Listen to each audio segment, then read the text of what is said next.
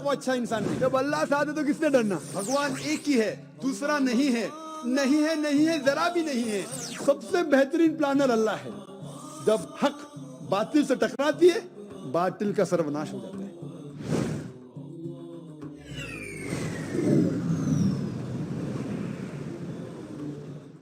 मेरा प्रश्न आपसे है, क्या इस्लाम कबूल करने पर शाकाहारी को क्या मांसाहारी होना जरूरी है? मुस्लिम लड़का और एक हिंदू लड़की शादी करे तो क्या वो स्वर्ग की हकदार हो सकती है या मैं जन्नत का हकदार हो सकता हूँ? क्योंकि अगर स्वर्ग और नर्क है तो कौन देखा है? मैं एक नॉन मुस्लिम होकर क्या सर मक्का हज करने जा सकता हूँ? क्या इस्लाम धर्म पुनर्जन्म को मानती है? धार्मिक इंसान का पहचान क्या? अल्लाह ने क्यों नहीं एक धर्म किया? किस धर्म को मानने से मनुष्य का कल्याण हो सकता है? अगर मुझे आप संतुष्ट पूर्वक जवाब दे देंगे तो मैं इसी वक्त मुस्लिम धर्म कबूल कर लूंगा।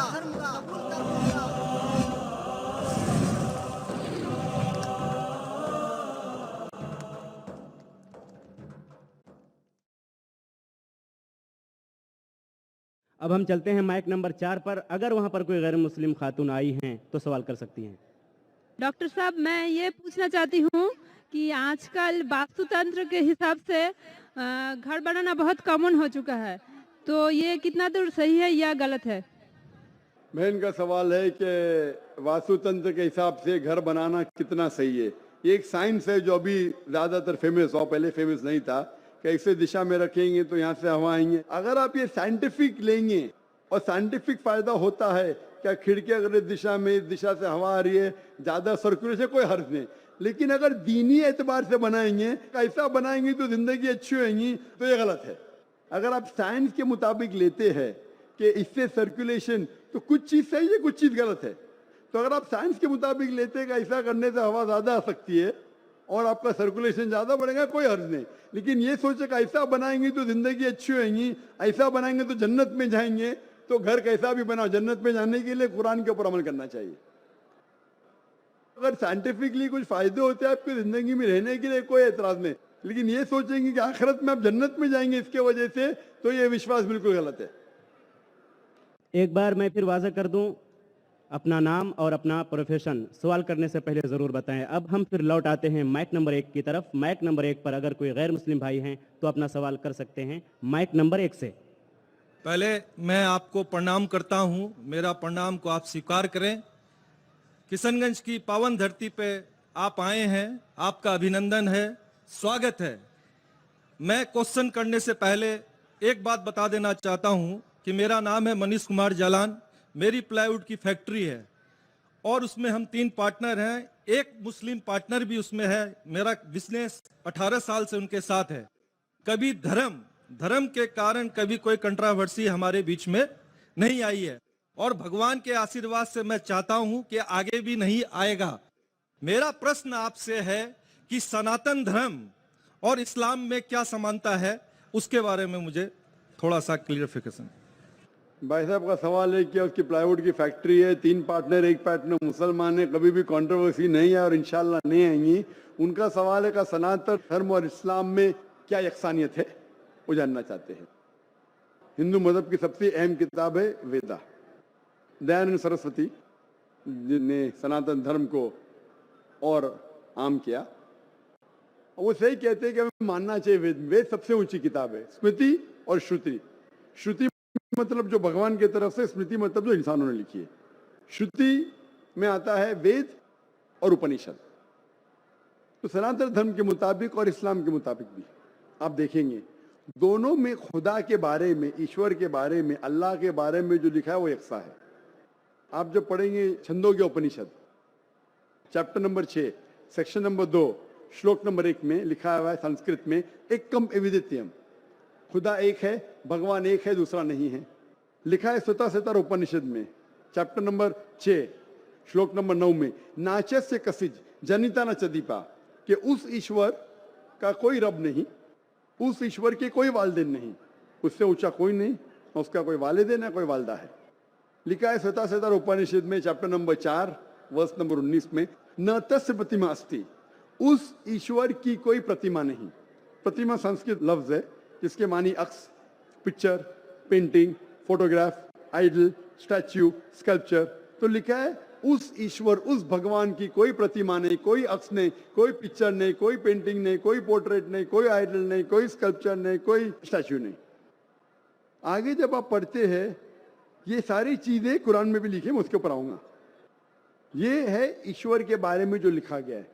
उसी तरीके से अब आगे जब पढ़ेंगे यजुर्वेद चैप्टर नंबर 40 वर्ष नंबर 8 और 9 में, उसमें लिखा है अंधात्म प्रविशंति या असम्मुति उपास्ते। अंधात्म मीन्स अंधकार, प्रविशंति मतलब दाखिल होना, अंधात्म प्रविशंति या असम्मुति उपास्ते, वो अंधकार में दाखिल हो रहे हैं जो लोग असम्भूति की पूजा करते।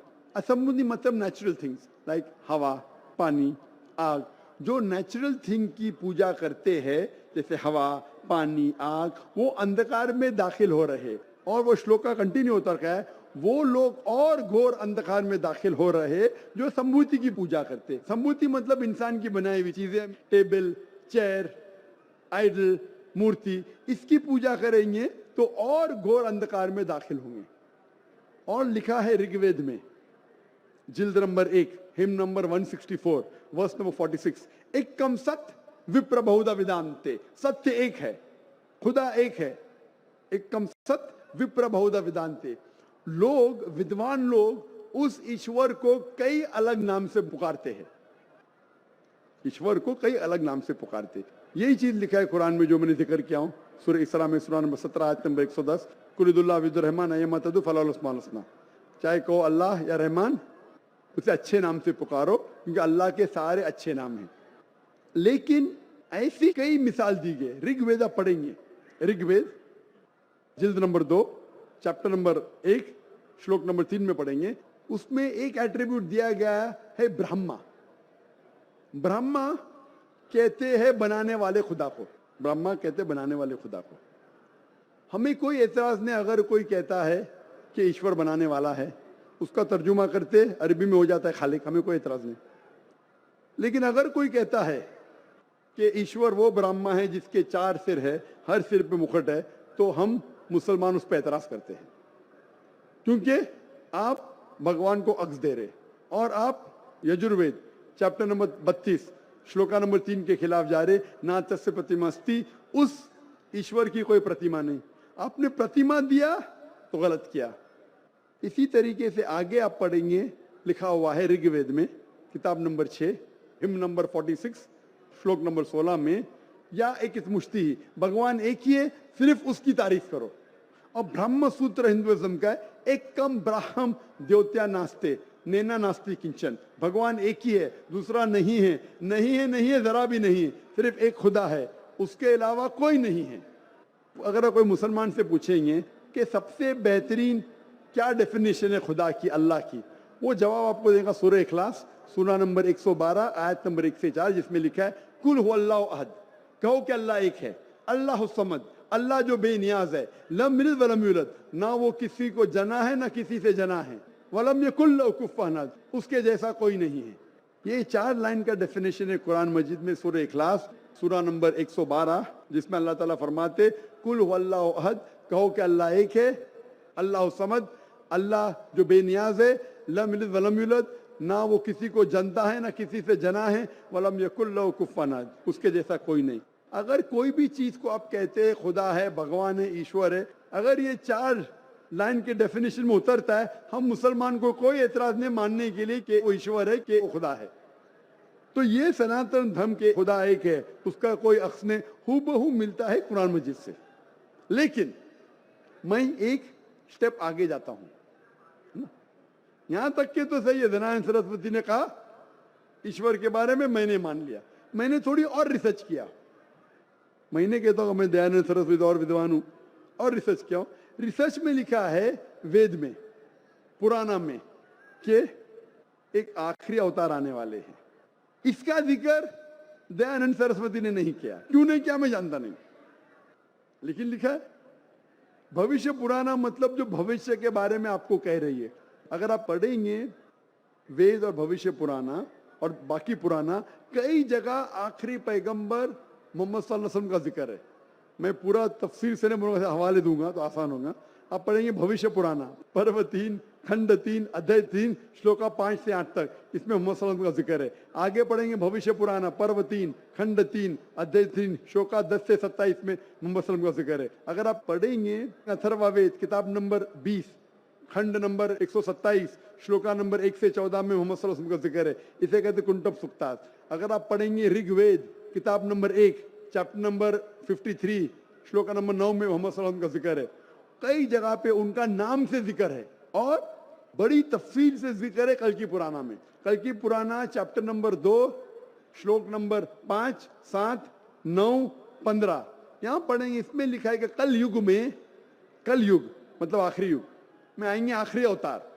अवतार जैसा मैंने कहा का मतलब नहीं कि भगवान नीचे आना। अवतार एक संस्कृत वर्ड है जिसका मानी अवत्र मतलब खुदा ने भेजा, खुद खुदा नहीं आ रहा है। It belongs to God, not God himself. इसीलिए इसका कॉन्सेप्ट है मैसेंजर, पैगंबर। तो कल युग में कल के अवतार आएगा। उसके बाप का नाम है विष्णु यास। विष्णु मतलब ईश्वर खुदा, यास मतलब खुदा का बंदा।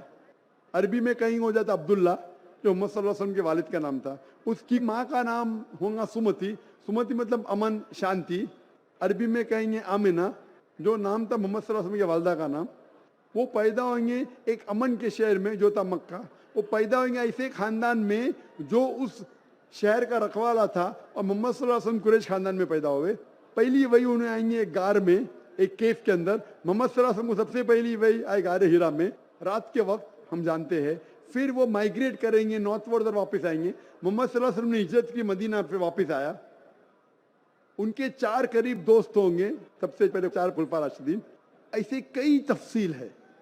तो खुदा के जिक्र के बाद जो वेद में यकसानियत है जो कुरान से मिलती है वो है मोहम्मद सल्लल्लाहु अलैहि वसल्लम का जिक्र।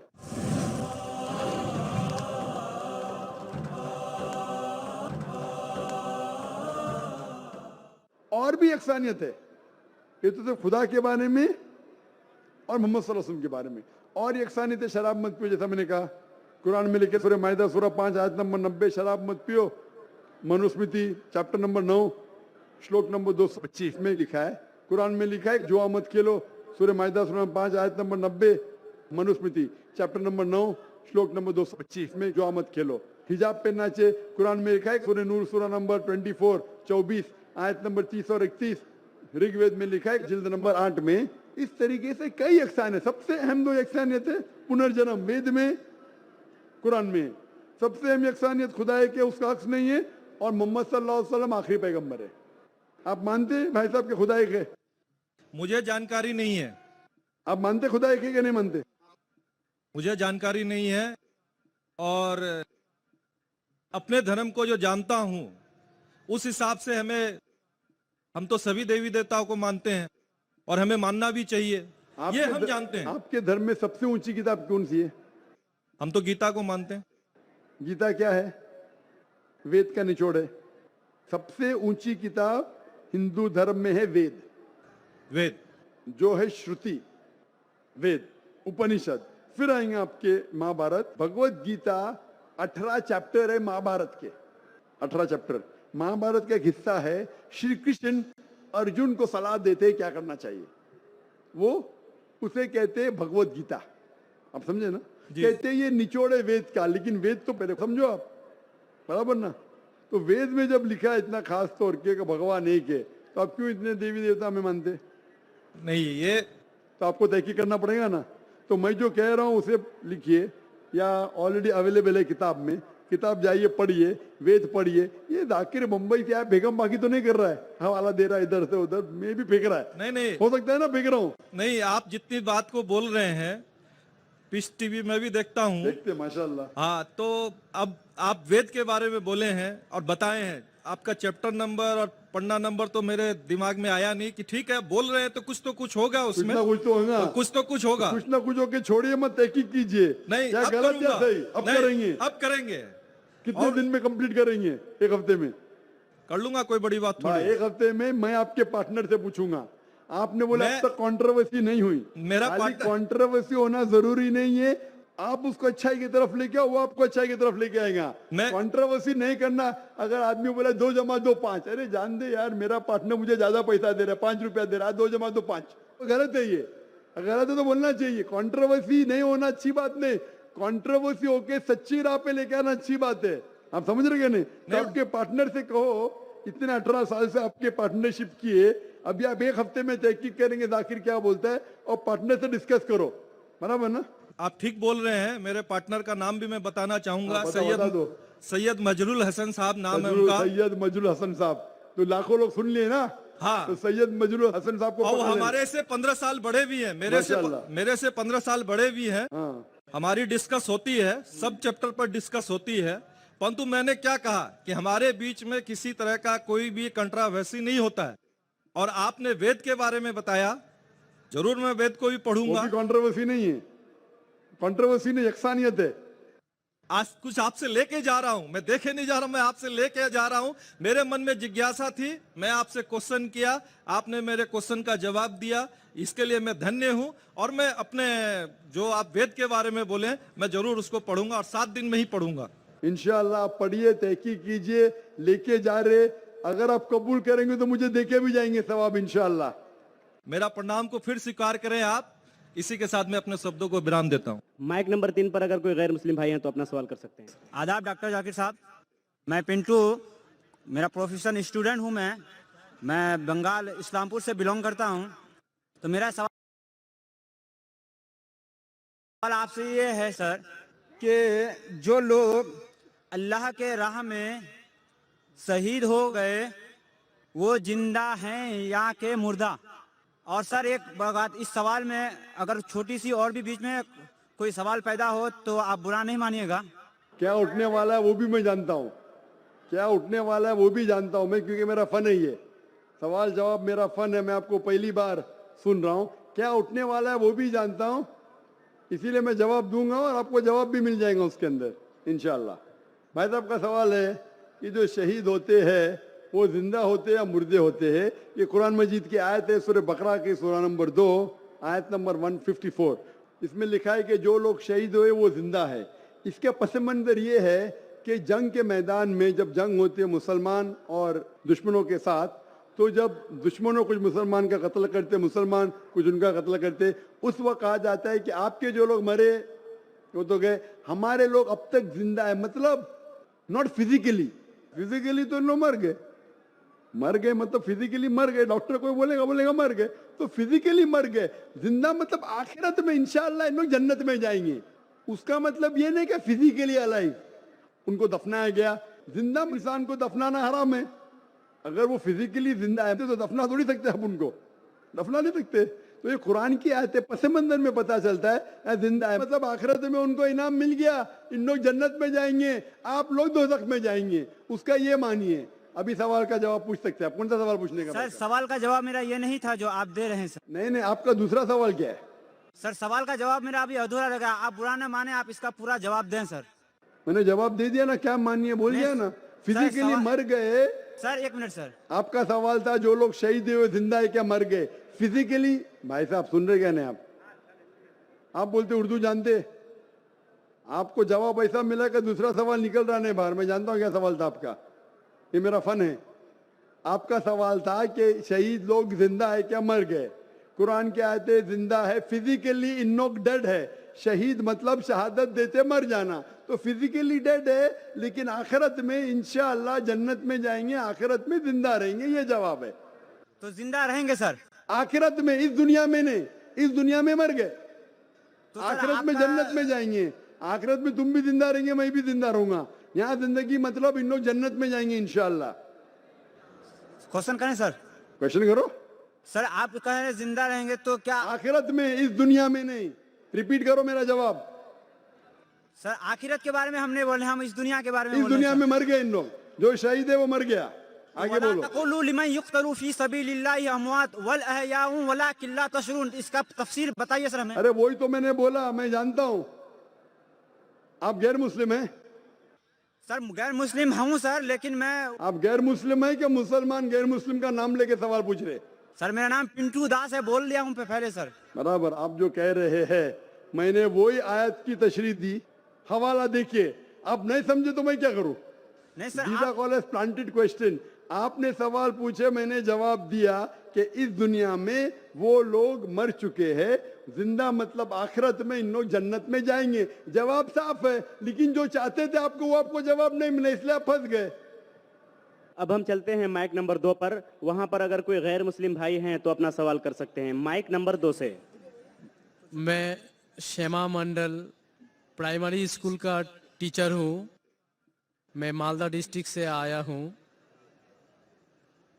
मेरा मन में बहुत दिन से कुछ सवाल है मेरा धर्म के प्रति, और जो स्वर्ग और नर्क के बारे में बार बार बोला जाता है, ये सचमुच क्या स्वर्ग और नर्क कहीं पर है, ये मैं जानना चाहता हूँ, या ये डर है जो इंसान को गलत काम करने से रोकता है। इसके बाद मूर्ति पूजा के कारण रामदेव बाबा जी बोलते हैं, श्री श्री रविशंकर भी बोलते हैं कि मूर्ति पूजा, जैसे कि जो मूर्ति है जो अपना कर्म किया है, पहले धर लीजिए कि हम लोग कृष्ण को मानते हैं, तो कृष्ण ने जितना कर्म किया है, अगर हम मूर्ति को देखते हैं तो उसको गुण जो है वो हमें याद आने लगता है। तो ये पॉजिटिव बोलते हैं कि मूर्ति को देखने से उसके अंदर में जो अच्छाई गुण था वो हम में जाग जाता है और हम वैसा ही बनना चाहते हैं, अच्छा बनना चाहते हैं। भाई साहब ने 2 सवाल पूछा है। पहले सवाल ये है कि क्या स्वर्ग और नरक असली में है या सिर्फ डर पैदा करने के लिए इंसानों के लिए है? स्वर्ग और नरक असली है, जन्नत और जहन्नम असली है, और असली चीज भी डर पैदा करती है। जरूरी नहीं कि वो बनावटी होना चाहिए, असली है। और इसमें जो लोग गलत करेंगे वो नरक में जाएंगे, जो अच्छा काम करेंगे स्वर्ग में जाएंगे। जहां तक कि दूसरा सवाल है कि रामदेव बाबा और श्री श्री रविशंकर कहते हैं कि श्री कृष्ण को जब उसकी तस्वीर को देखते हैं, मूर्ति को देखते हैं, जो अच्छे काम किए वो याद आते हैं और आप उनके जैसा बन जाते हैं। ये कह रहे श्री श्री रविशंकर और रामदेव बाबा। आप श्री श्री रविशंकर में मानेंगे या वेद में मानेंगे? वेद कहती है, यजुर्वेद चैप्टर नंबर 32 वर्ष नंबर 3, न तस्य प्रतिमा अस्ति, उस ईश्वर की प्रतिमा नहीं। लिखा है शतसहस्र उपनिषद में चैप्टर नंबर 4 श्लोक नंबर 19, न तस्य प्रतिमा अस्ति, उस ईश्वर की कोई प्रतिमा नहीं, कोई अक्ष नहीं, कोई फोटोग्राफ नहीं, कोई पेंटिंग नहीं, कोई पिक्चर नहीं, कोई आइडल नहीं, कोई स्टैच्यू नहीं। तो आप श्री श्री रविशंकर की बात मानेंगे या वेद की बात मानेंगे? अगर आप श्री श्री रविशंकर की बात मानते हैं और वेद की बात को छोड़ देते हैं तो आप श्री रविशंकर के चेले बनते हैं, लेकिन वेद के नहीं। मैं भी अगर कुछ कुरान के खिलाफ बात करूं तो मुझे छोड़ दीजिए। मैं हमेशा कुरान का हवाला देता हूं। कुरान अल्लाह की किताब है, तो कुरान का हवाला दे के कुरान की बात करता हूं तो मानो। अगर कुरान को मैं छोड़ दूंगा तो मेरी बात भी मत मानो। जो कुरान और सही हदीस के खिलाफ बात करता है, कितना भी बड़ा आलिम हो, उसकी बात मत मानो। उसी तरीके से मैं जो बात कर रहा हूं वेद की बात कर रहा हूं। तो अगर वेद की बात टकराती है श्री श्री रविशंकर से, रामदेव बाबा से, और मेरा डिबेट हो चुका है श्री श्री रविशंकर के साथ, मेरा डिबेट श्री श्री रविशंकर के साथ हो चुका है बेंगलोर के अंदर। और वो डिबेट देखिए आप, वो डिबेट का मौजू था concept of God in Hinduism and Islam in the light of the scriptures. Means धर्म की जितनी किताबें हैं उनकी रोशनी में खुदा का क्या तस्वुर है इस्लाम और हिंदुइज्म में। और मैंने इतने हवाले दिया वेद के, हिंदू धर्म क्या कहता है। आप वो डिबेट देखिए और आप ही फैसला कीजिए कौन हक के ऊपर है।